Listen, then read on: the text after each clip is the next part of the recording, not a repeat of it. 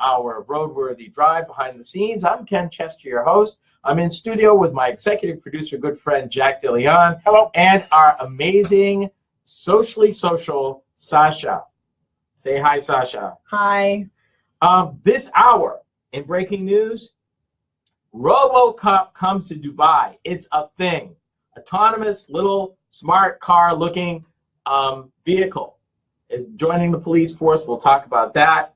And then for those of you with families and busy and trying to get stuff around, at last, there is a car-sharing service with the security that you would expect from something like that that's taking off right now in San Francisco and promises to probably go nationwide. We'll be talking about that. And we're going to be talking about Houston a little bit, and as both some help to both Houston and to you, I want to make sure that you don't become a casualty of those awful floods in Houston if you're in the market for a car right now. I'll explain myself during the show. You're going to want to tune in. Even if you're thousands of miles away, you could still be impacted, and I'll explain what that means. All that and a little bit more with our usual hijinks here on Roadworthy Drive Behind the Scenes. Thank you for joining us. Jack, we're 11 minutes. 11 minutes, sir. Let's do it. Are you ready? Yes, sir. All right, folks, let's party. Word to them.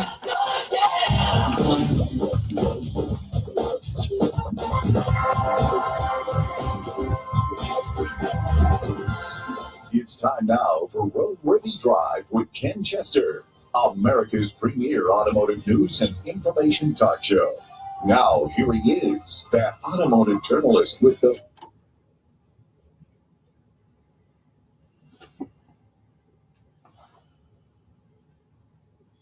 Welcome to another hour of Roadworthy Drive. I'm your host and chief automotive consultant, Ken Chester. As always, we have plenty to talk about during this hour, and I want to get right to it. But before I do, no doubt, as we have seen, you have seen, the horrific destruction and flooding and human suffering down in Houston. And here, on behalf of Roadworthy Drive, all of our prayers and concerns go out to each and every family and person, and we're hoping and we're rooting for them that things will get better over time and the folks will get the help and support they need. Houston, our prayers and thoughts are with you, and like the rest of the country, we're behind you. And I wanted to share that right quick before we went on. Now, during this hour, RoboCop comes to Dubai, and car sharing for families tops breaking news. And like I said just a little earlier ago, I want to help you not to become a victim of Harvey, even if you live nowhere near Texas at all. Once you be protected, I'm going to explain myself, and it's important. So don't touch that dial. For those of you that want to join in on the conversation, it's easy. Text or call the Roadworthy Drive line at 872-222-9793 anytime to ask a question, share a comment, or suggest a topic for a future show. If email's your preference, my address is ken@roadworthydrive.com. Either way, I'll be glad to hear from you. Now, regular listeners are aware of our continuing conversations, that's the word, conversations, with the suits in front office. Seems that we are required to have a designated adult at the controls each time the show is underway. That one man charged with that responsibility is my good friend and Roadworthy Drive executive producer, Jack DeLeon. Hey there, Jack. Hi, Ken. How are you? Not doing too bad. How you doing? Doing okay. Had a really interesting week with watching the Harvey coverage. It was kind of bad. It was hard to watch. It was hard to look at. And there was one situation that happened that just really made me angry. Angry? Yeah. Okay. And without going long-winded into it, it was a matter of people were putting out stuff that was not true. Excuse me. You mean fake news? Fake news. That can't be a thing. Yeah. Hang on, I'll say that again. That can't be a thing. I know. But anyway, Ken, let's get back on topic. Yeah. What is going on this week? Well, we're going to talk about, sometimes, increasingly with all this technology, it seems that life now is imitating art. Okay. You might remember the RoboCop movies of the 90s. Yep. Okay, well, what if I told you that a fully automated, self-driving vehicle is going to be deployed in a major city in the world as part of the police department? I think I would become very, very worried. It's happening. Where? Dubai. Why does that not surprise me?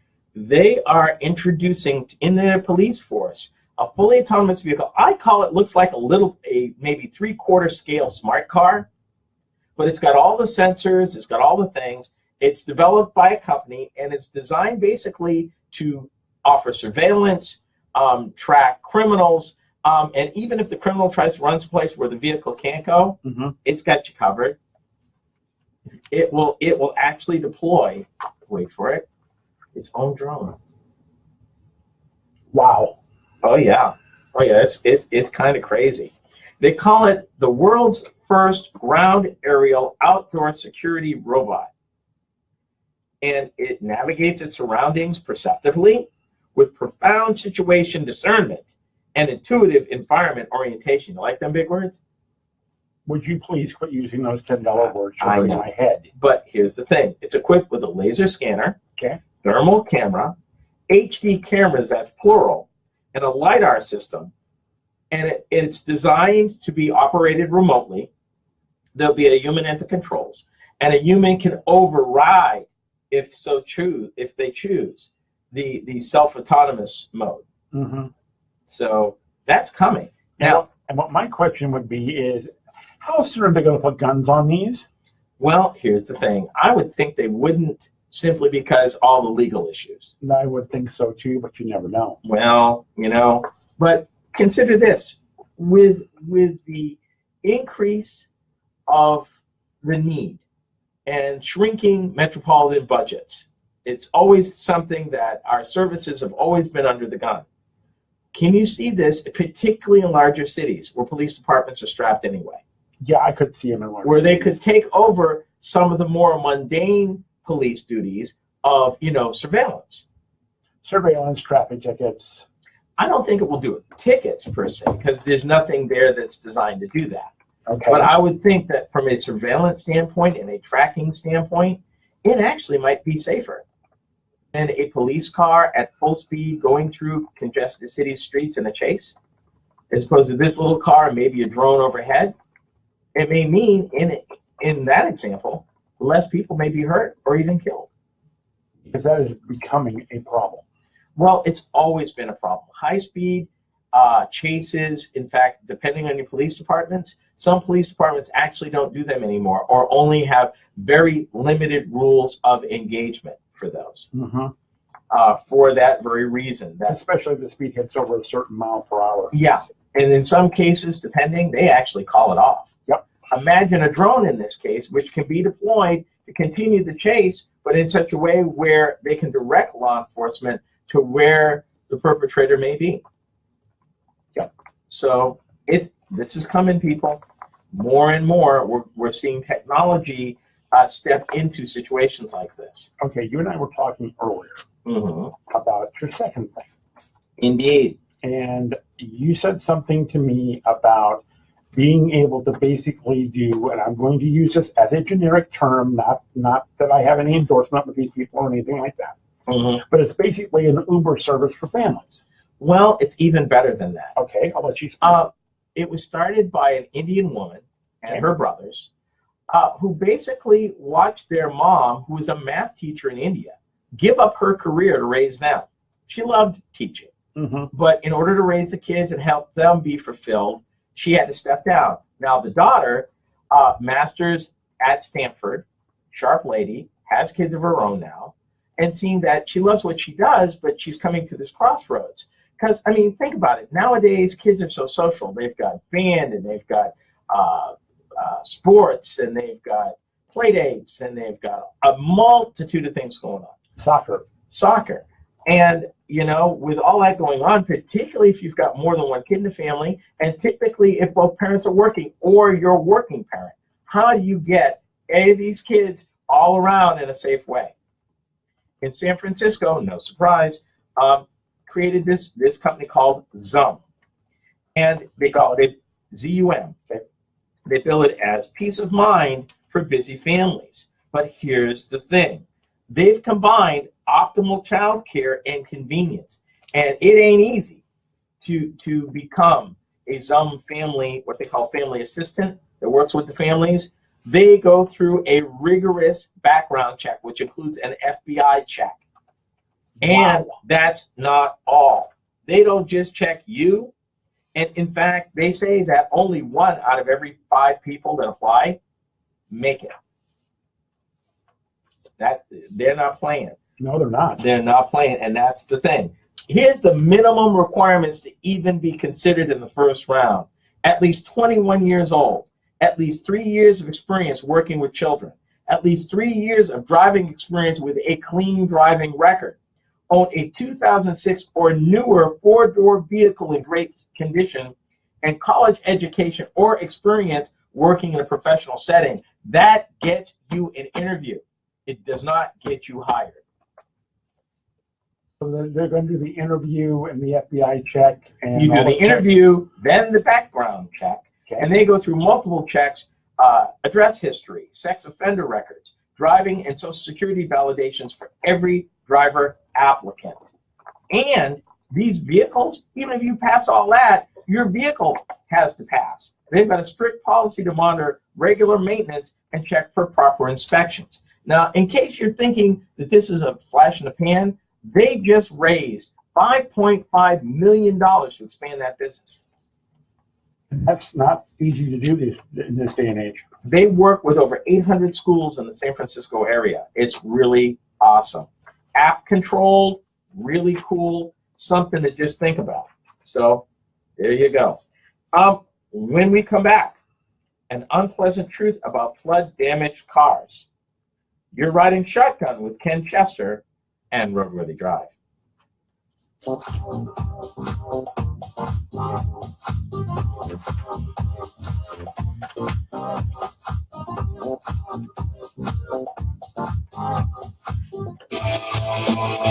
Want more than your share of the road? Be sure to check out RoadWorthy Drive on Facebook. I want to take this even further because they have a very rigid inspection for the cars. Not just that it got to be 2006 or newer in good condition. That's, again, that's just the start. Let me go through. Okay, security background checks, vettings, where they talked about all of that. National level FBI and Department of Justice background checks. Sex offender records, DMV and driving record validation, and something called trust line certification. But that's not all. Even if you pass all that, you can still flunk because your car don't pass. Must be 2006 or newer, like we talked about. 4-door vehicle, not a coupe, not a minivan. Must pass a 20-point vehicle inspection and show proof of regular vehicle maintenance and inspections. Did I mention 1 out of 5? Wait, did you say that it can't be a minivan? Right. Isn't that being a little discriminatory? Yes. Right, because the minivan technically is a 4-door. No, it's a 5-door. Fine. Here's the thing. Their big thing, and as a parent, makes total sense.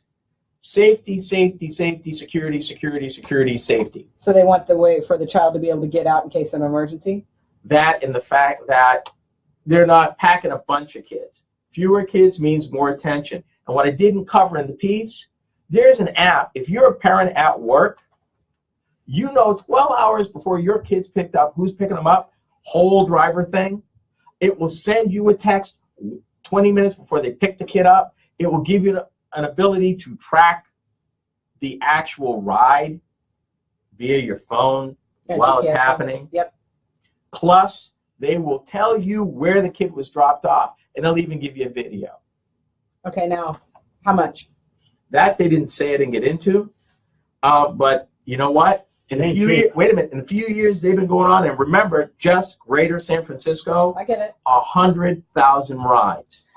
Believe me, where I live versus where the children go to school, I would be using something like that. I mean, it is hard pressed to try to find somebody. I don't understand how today's working families with mom and dad working, I don't understand how they can possibly keep up with their working hours on top of getting the kids, especially if they've got kids like in many different grades, getting the kids to their sporting events, to their practices, back from their practices. And then if you've got younger children that aren't in practices, then you've got to pick them up from school. I mean, you've got... I should add this. The minimum age, though, that they'll pick up is 5 years old. Well, that makes sense. How old? 5. 5. Okay. Yeah. But again, this is gonna blow up because they get it. Yeah. And if their vetting process is that rock solid, because that would only be the weak point in the link. Because like Uber, you just need one, and they're done. Yep. Especially when there's a child involved. But with that minimum and the vetting, plus they sit down as a team and talk to you. They want to see your attitude towards children, your attitude in general. So basically, if you're just looking to make some cash, this ain't it. Nope, that ain't for you. Because what they also say, they want people who feel this is a mission. Yeah. That's what they want. They want people who this is more than. I mean, book a ride, meet your Zoomer, track the ride, and get notified when your Zoomer picks up and drops off your riders. And they say Zoom offers a safe, family-focused rides and care 7 days a week. The best part, okay, let's say you're going to be home, the kid gets home, and you've got a Zoom ride, but it's going to be 45 minutes before you get home. The way this works, that Zoom family assistant will sit there with the kid. So they won't be by themselves. That's amazing. They're not playing. Now, I wonder if they're able to do that, if they're able to get like the low-income family. So what makes someone the right person? Loves to work with kids, and I need to find the rest of it, which I can't find because I got stuff all over the place. But basically, it's a big deal. Yeah. It's a big deal. Well, and they just raised $5.1 million. Right. They have to be doing something right. I know that's right. Yeah, purpose. They want folks with purpose. It's not just about the money with Zoom. You will make a positive difference in the life of a family and a child every day. So all I'm saying is this thing's going to blow up. You heard it here first, people. Like you normally do. We try to keep you up on this. But, yeah, put a pin in this one because I think you're going to hear more about Zoom. And more importantly, I think you're going to hear more about companies like Zoom because although they've got this down, it would not surprise me to see other folks try to jump in on this. So much. Well, but as long as you're doing the vetting. Yeah, but the only scary part is no matter how thorough you are, and this thing lives and dies by that vetting. Yeah. I mean, everything else is cool and awesome. One. That's all it takes. Just one. And then they're it. That's it. No, that's the problem. Because even big chain daycare centers have faced worse and managed to stay successful. But I mean, with something like this, they're just getting started. They don't have the history to fall back on. Yeah, but here's what you're missing. What you're missing is their whole premise is we are about giving you a safe, secure methodology in a big bad world to where, you're worried about your kids, but you're trying to put food on the table, you're trying to get stuff done, but you need something safe. What is safe in this crazy world? I mean, really. So, it's awesome, and I wish the lady well. I hope it plays, but she's got one risk. And trust me, I bet she knows it better than anybody. Oh, I'm sure she does. I mean, that's the number one thing. Here's my other question. What's up? What does it actually do to the insurance for the Zoom employee? Because now you're opening yourself up, not intentionally, but I see myself opening up a huge can of worms to the point where my insurance rates are going to go high because they're going to have to cover me for something that I damn well know I'm not going to do. But Uber, Lyft, right now, and a million other, at least 15 or 20 other car sharing services. The minute you share a non-commercial vehicle, a private vehicle, now my insurance company will not write, and in fact, it's a rider that is very vulnerable. Your Lyft or Uber, your policy does not cover you. But there are companies that do. But here's the thing. She mitigates that risk by her extensive checks. Okay. Will she eliminate it? No. But you can't eliminate it. But she will go about as far as you can, to create as safe and as you can. I think you've gone. It's a reasonable enough accommodation to make sure that the people that she's hiring are on the up and up. Mm-hmm. Okay, we got to go. Yes, we do. 9 minutes. And okay, you got the jingle. Yep. Okay, it's party time. It will be coming 9 minutes, sir. Yes, sir. Let's do this thing that we do when we do what we do. Hold on. Wow.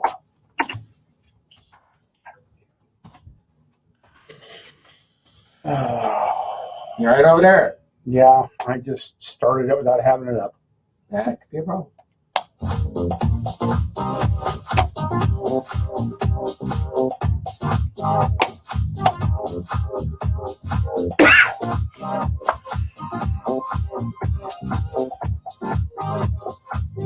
It was my idea, getting this AMC Pacer wagon, the rear hatch, and all this room sure come in handy. Smart. Actually, the Pacer was my idea. I like the rack-of-pinion steering and short hood. And what a ride. Smart. Wow, I see you got one of those great-looking wide Pacers. Glad I suggested it. Smart.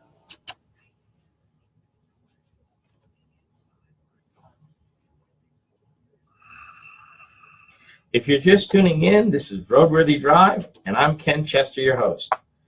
The topic this week, understandably, is related to the awful disaster going on right now in Houston. But did you realize that you could also become a victim of that very disaster, although you don't live anywhere near Texas? It's true.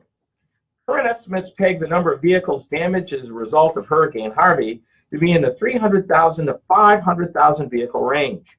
But you don't have to suffer anything close to that kind of disaster in order to be impacted. Let me start out with a little flood damage 101. And I want to kind of take a step back here and kind of lay in. Basically, we're going to talk about kind of the insurance angle and what happens, one, if you have a vehicle. Now, here's the thing. Hurricanes and tornadoes and bad weather and fires, this stuff happens all over the country. And when our part of the country is tornadoes. And hail. Yeah, heaven knows, and hail. But let's just put this in perspective for you. It boils down right now. If your vehicle was in the hurricane, your car is almost certainly total, and if it took water damage, you would think that they were worthless. Not entirely true, and I want you to tuck that thought back in your mind because you're going to learn something about that. Not necessarily worthless, but here's the thing.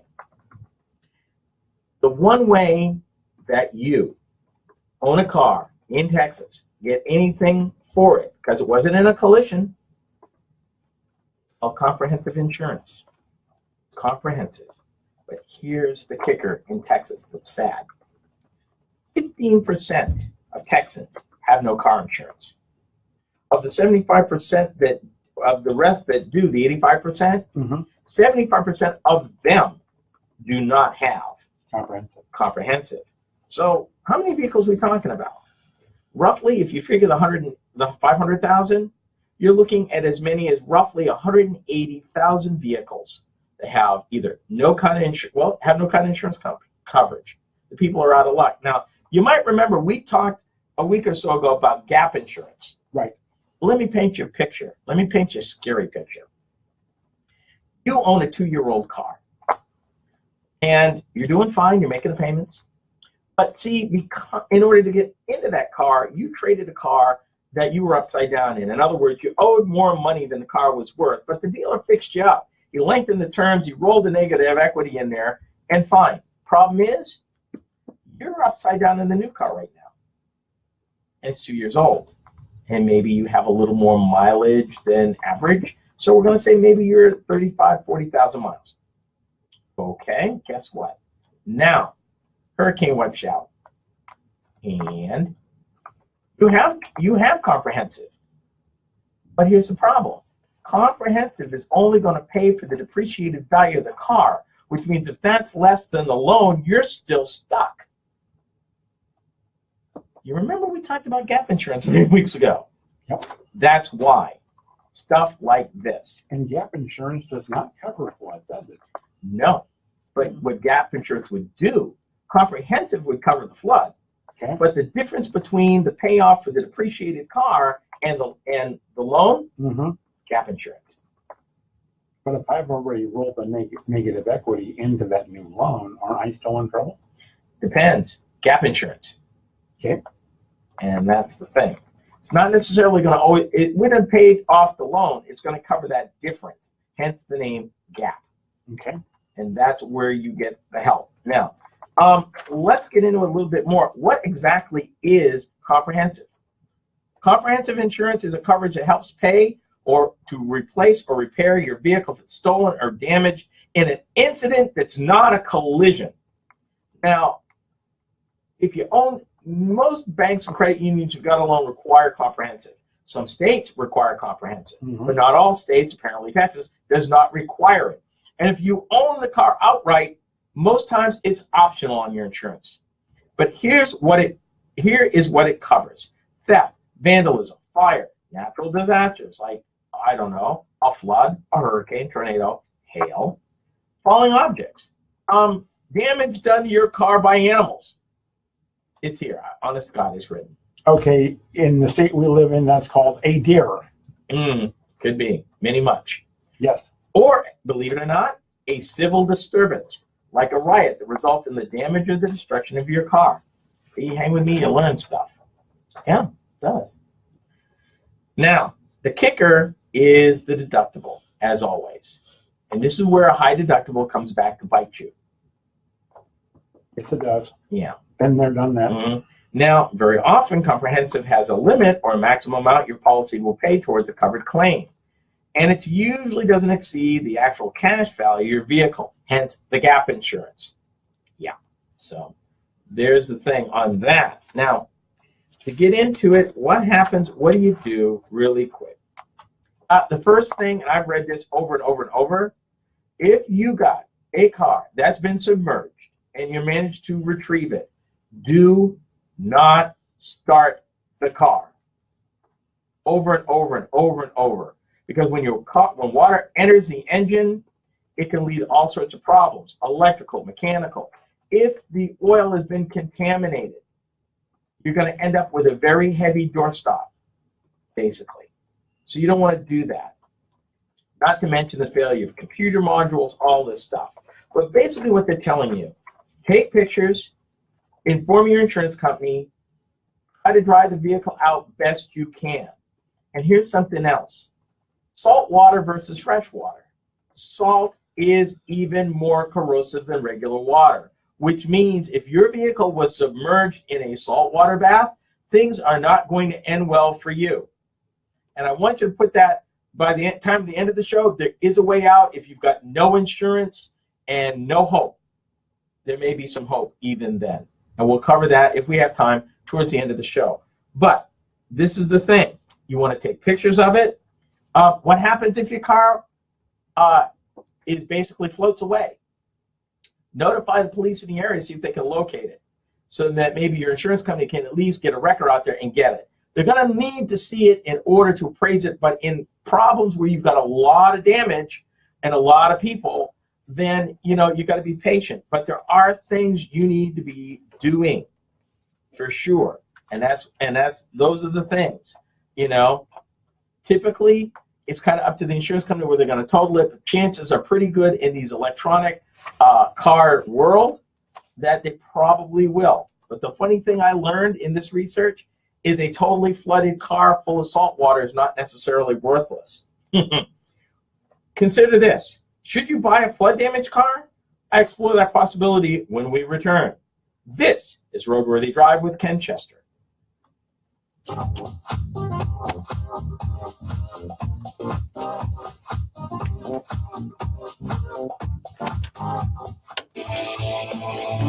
Roadworthy Drive. Like us on Facebook.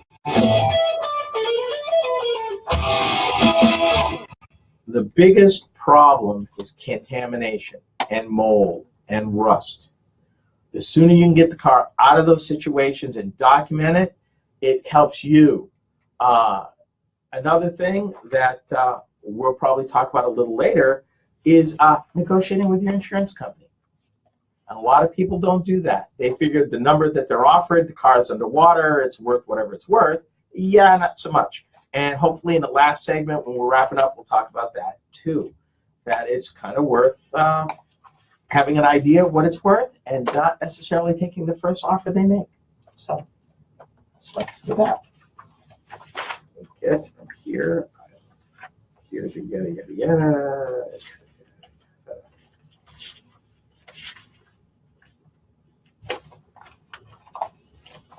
Plenty of information, which is who I am. Yay. Let me know when you're ready. We'll be in a moment, just collecting paper and getting organized. This. Reset at 9.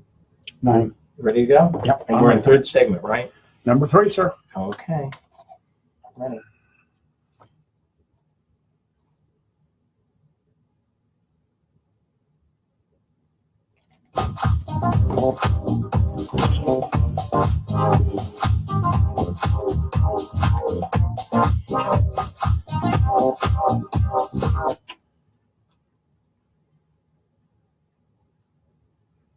Welcome to RoadWorthy Drive with Ken Chester. Thank you for dropping by. This is our third segment. For those of you who want more than your share of the road, you should check out our website. That's www.roadworthydrive.com.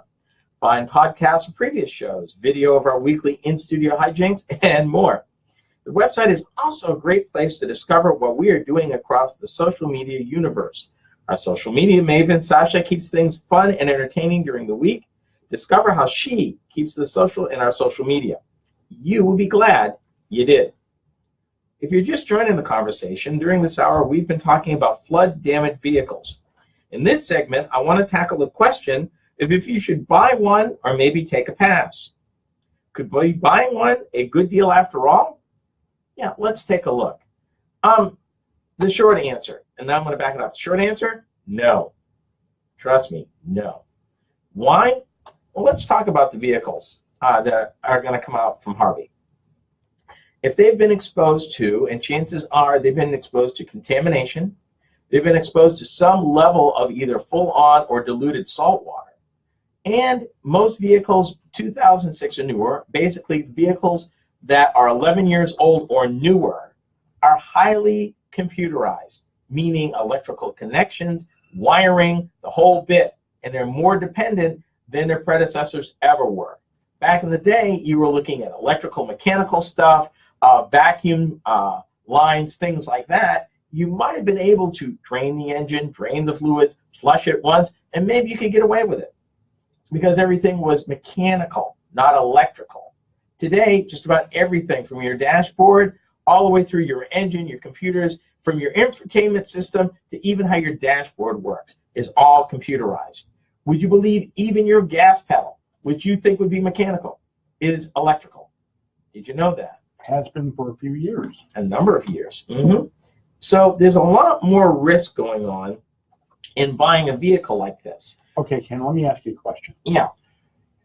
If I'm talking a brand new car sitting on a dealer's lot, the likelihood of that car ever being able to be driven would probably be 0, I would hope. I'd say beyond 0. I would expect that car to be returned to the manufacturer and probably crushed. Okay. Because 1, you can't offer a warranty on it. Nope. Number 2, because you can't offer a warranty, too many things can go wrong. There is not a reputable dealer, new car dealer, or even a manufacturer that would put a vehicle out there. Case in point, when Saturn was brand new, somebody accidentally put some sort of corrosive in the radiators of maybe about 1,200 Saturns. The company didn't even fuss. They bought them back. People got new ones. Wow. They didn't bother to flush them. They didn't. No. they bought the cars back. Because it was easier for them to buy it back and take the hit than it was to try to fix the problem. Yeah, because what if you miss a couple ounces and over time it creates a problem and maybe somebody is killed, maimed, or injured because the car did not operate as planned, as designed, as promised, as expected. Yeah.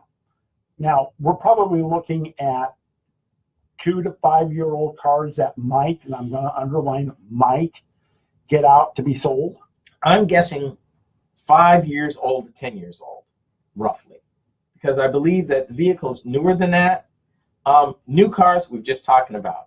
Anything that would have qualified as a certified used vehicle, those won't make it either, because by nature of the damage, they wouldn't pass their own inspection. Mm-hmm. So you're talking about vehicles that are a little bit older than off-lease vehicles. You're talking about vehicles, and you're not even actually talking about anything older than 10 years old. Why?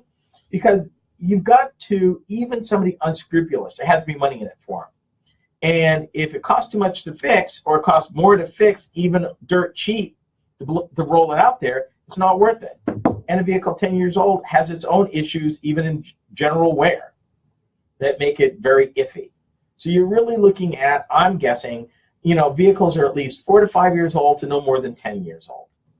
That would probably, depending on what it is, how it's done, how much water was subjected to, could end up that way. Now, the biggest risk is something called tidal washing. Here's how that works. Do you throw the title in the washing machine? Is this what we're talking about? I like you, Jack. No. Somebody unscrupulous goes through and makes the car passable. And maybe the car runs all right for now. Okay. They will take it to another state, register it in another state, or 2 or 3, to a point where in most states, flood damage, particularly severe damage, would require a salvage, or what they call salvage or flood title. In other words, the title would have to be marked as such. Mm-hmm. However, you take it into a state with lax laws that are not as forward. In other words, a state that doesn't require it, that disclosure, and you get a clean title, and then maybe you take it over to one more state for registration. Then it's ready for sale. Clean title. What's the difference? Could be as much as 50% of the value of the vehicle.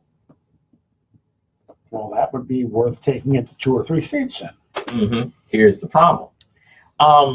If you bought a vehicle that supposedly had clean title and you didn't do your due diligence, which, by the way, people, I have said over and over and over, and still saying it, particularly now, that you always, on a used car, I don't care how used it is, you always get a mechanic's inspection, bumper to bumper, always. And on electrics, you have them plug it in, because with all this electrical stuff, even in a gasoline engine car, you still have all these computers. You want them to plug it in. It's a little bit more than the typical stuff of taking it around the block and kicking the tires. Now, for some of these cars, you're going to want to use your nose, because they'll never get rid of all the mold. You're going to watch for rust in weird places, like inside the car. You're going to want to look for moisture inside the headlights and taillights. And in some cases, maybe even water still in there. These are signs that you might want to leave that one alone. Okay, Ken, let me ask you a question. When you were talking about title washing, is it possible that, let's just pick a car, any car you want to pick. Somebody has it for a year, it goes to auction. Somebody else buys it in another state. It goes, let's say, another year and a half. Goes back to auction. All of a sudden, it comes to the state that I live in. I'm looking at this car. I'm doing the research like you told me to do. And all of a sudden, I see it's been titled in 3, maybe even 4 states. But it depends. I mean, if they're going to title wash, they're going to do it in a relatively short period. I mean, it's not going to be over 4 or 5 years. Okay, if we're talking that it's over a period of years, I really should not have anything to worry about. Gets down to used cars in general. Just to give you an idea, in 2016, according to Carfax, some 271,000 cars were on the nation's roads in 2016. Okay. Yeah. Ironically, Carfax cited Houston as being home to the most flood-damaged cars of any major city during 2016, with almost 20,000 cars formerly waterlogged, being driven on the roads. Basically, be careful, people. Be careful. For the final segment, additional information you need to know, my thoughts on the topic, and how salvage yards and FEMA offer help for the uninsured. You're tuned to RoadWorthy Drive. Go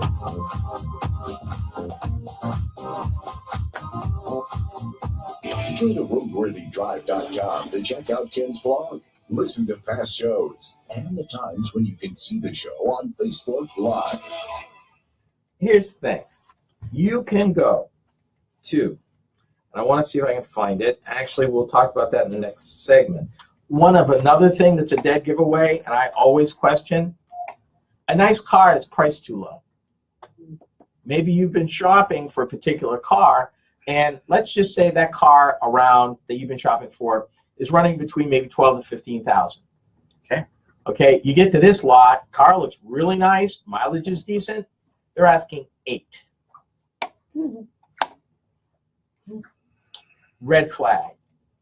You're going to have some differentiation, but not a third. You know, if they're offering a particularly nice car for particularly dirt cheap, find out why. It's either been hit really hard and they didn't disclose it in a flood, which in this state is a material omission with the state's Consumer Protection Act. You want to be careful. It's the old adage, if it seems too good to be true, it probably is too good to be true. But, yeah. So, again, you know, common sense that we've always talked about on this show relative to buying used vehicles, if anything else, more so now. And honestly, you asked to see the title of a used car. And if it's been anywhere near Texas in the last 6 months, I'd probably take a pass. Because if it was me and I was going to title wash, the first thing is I would send it to San Antonio. I mean, not San Antonio, San Angelo, on the other side of the state. Yeah, it's from Texas, but yeah, this car's from San Antonio. You mean San Angelo? No, yes. I've been to San Angelo. So have I. I've actually been there. The newspaper there was a client of mine, and I've been there. Client of mine, and actually was there as an employee for another company in another life many years ago. Let me get together here, and we'll hit the last segment. Yeah, we got to move. Oh, we're doing fine. All this paper everywhere. Tree killer. I know, right? Proud of it. Proud of it. Don't say that too loud. Proud of it. Don't. It's a renewable resource. Get over it. Every 100 years for one tree. Warehouser hybrid trees, probably 30 to 40 years. Hybrid trees. I mean, do we really need to go into GMOs right now? Have nothing to do with GMOs. Well, no, the problem is with hybrid trees, the wood is not that strong. Yes, thank you. Ask me how I know this. How do you know this? Being in the carpentry business, I know this stuff. Oh, okay. If only you had said that all together. I know, right? 8 women. It's an entirely different kind of fight. I'm going to ignore her now. Come on now. What? I'm ignoring her now. This is the only time of the week I can speak to adults. Oh, now that's frightening. I got nothing. 8 minutes, 50 seconds. 8:50, sir. Let's do it. If you're ready, let's boogie. Mm-hmm. Oh, let's boogie. Boogie.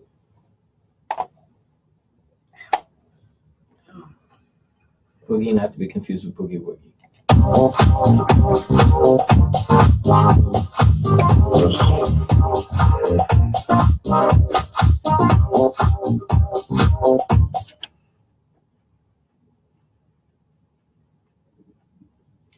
This is the last segment of this hour. Thank you for dropping by. I'm Ken Chester, and you are listening to RoadWorthy Drive.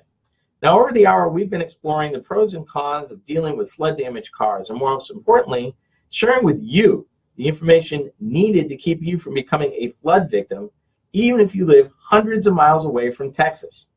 So let's get down to talking about car parts, and more importantly, I want to come back full circle around to something I mentioned in the first segment. Now, let me approach it this way. You're one of these people, hard-working person, that maybe we're going to be nice. We're going to say that you don't have comprehensive insurance. You don't have gap insurance. And your car was involved in a flood, tornado, God knows what. But we'll deal with Harvey right now. Salt water up to its hood. You're done. Number one, is your car worthless? I would think no. It's got to be worth something for scrap. Actually, worth a little more than that. And that was the surprise I've got. Now, let me back up. First of all, if you didn't have the comprehensive, if you didn't have the gap insurance, you may not, number one, be totally out of luck. From what I learned, number one, that there may be money available if you're in one of those areas, believe it or not, from FEMA. And if your vehicle was sitting in your driveway or in your garage, check with your insurance company regarding your homeowner's insurance. Yeah. Really? Really. How does the homeowner's insurance cover your car? Let's say it's in the garage. Okay. And it got flooded. Depending on how that's written, there may be money available as an item damaged in your home. Okay, but realistically, I guess it depends on the situation. It depends on the state. It depends on how your insurance policy is written. But it's something in my research that I found, and I wanted to pass that along because we're always trying to look out for the little guy. That if your back's up against the wall, you're not always thoroughly out of luck. And this is one of those cases. Now, I didn't realize that there may be money from FEMA also. FEMA will give you money for your flooded out car. Quite possible. And it's something to check. If you live in one of those areas, that is something that indeed I did see. Does it give any indication of what they will give you? No, didn't get into that. I'm sure it would depend on a variety of things. But the bottom line is, when you are desperate and you are broke and you're looking for whatever help you can get, go for the help you can get. And right now, that would be FEMA. And if your vehicle was parked at home, either in the driveway or in your garage, check with your homeowner's, your home agent for your home. Okay. There may be a clause, there may be a remedy there as well. At least it's worth exploring. It is. Let me quote something that blew my mind. Now, these are two national junkyards, or I should say salvage yards or recyclers is the proper term these days. You would think that a waterlogged car full of salt, mud, heaven knows what else, is completely worthless. Barely scrap metal, you would think. Not necessarily. May I quote, "We buy flood damaged junk cars for cash." What? Yes. And this is one of many yards. Okay. Do we have a name for these people? This is not the only one, and I'm not going to name them at this point. Okay, because I know that in the town we live in, there is a national junkyard here. Let me throw this out. It says, chances are, if your car has been mostly or completely submerged, it won't be running anytime soon, and the dealers don't want it. But your best bet, sell it to the junkyard. Now, they say they buy flood-damaged cars, whether they run or not. What you see is a pile of wet metal shaped like a car, looks like a boatload of perfectly good used auto parts to us. But that's not all. Some of these sites, you can go online, you can even enter in your information and find out what they'll offer you for the vehicle. Sight unseen. Sight unseen. Well, sled damaged. True. You know, that's the whole point. So here's another thing. They say, in this case, we pay up to $10,000 for your junk, salvage, or used car. And the other thing, these folks pay top dollar because they are convinced that other yards would lowball them and then turn around and sell them to them anyway. They're saying, forget the other yards, come directly to us. Okay, you and I had a conversation in the last couple of days about these kind of parts. And would they still be able to work, or are you just waiting for a recipe for disaster? Well, here's the thing. That's a junkyard. In this case, this is an auto salvage yard. And I quote them. They say, and I quote, "We're not concerned if the vehicle's title has flood or salvage stamp associated with it, because we're not looking to flip it for a profit. Rather, we will recycle and salvage the flood damaged vehicles and dispose of it in ways that are environmentally sustainable. Recycling your water damaged truck, van, or SUV or car helps to reduce the amount of new materials needed to produce new goods, which in turn lowers the amount of energy consumed to create products." This is a national salvage yard. They say, and I quote, "Any vehicle, anywhere." Getting a quote is easy. You can call them. They'll give you a quote. Best money. No need to shop around. At best part, when they pick it up, they pay you. Money in your hand on the spot. Can't beat that. And they tow it away, no charge. Flood damaged vehicle. So they're going to be busy. Yeah, buddy. But think about this. Again, if you're a person that thought that your car, because you didn't have comprehensive and you didn't have gap insurance, or maybe you own it outright, you didn't have comprehensive, and you thought you were out of luck, you may not be. Okay. Now, the money that FEMA gives you, did it say anything in there anywhere that they would take the car or not? Did not say. But at this point, does it really matter? No. So that's kind of the thing. The thing is that there are options that even if you're not covered, you still might be able to turn that car, which is now, you know, so many pounds of wet junk, into some kind of cash. It takes a little bit of research. If you're going to sell it to a salvage yard, you're going to want to get at least 3 estimates. Same as always. You know, get 3 estimates, make sure they're willing to pay you in cash, and come get it for nothing. These are things, because right now, this is a scrap yard that will do that. Well, folks, it seems like we're out of time as usual. We'll continue to monitor this. On behalf of Jack, Sasha, and myself, thanks for listening. You've been tuned to RoadWorthy Drive.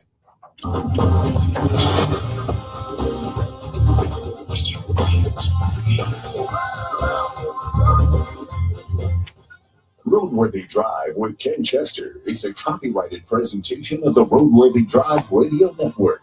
Any rebroadcast, retransmission, or any other use is prohibited without the written consent of the Motor News Media Corporation.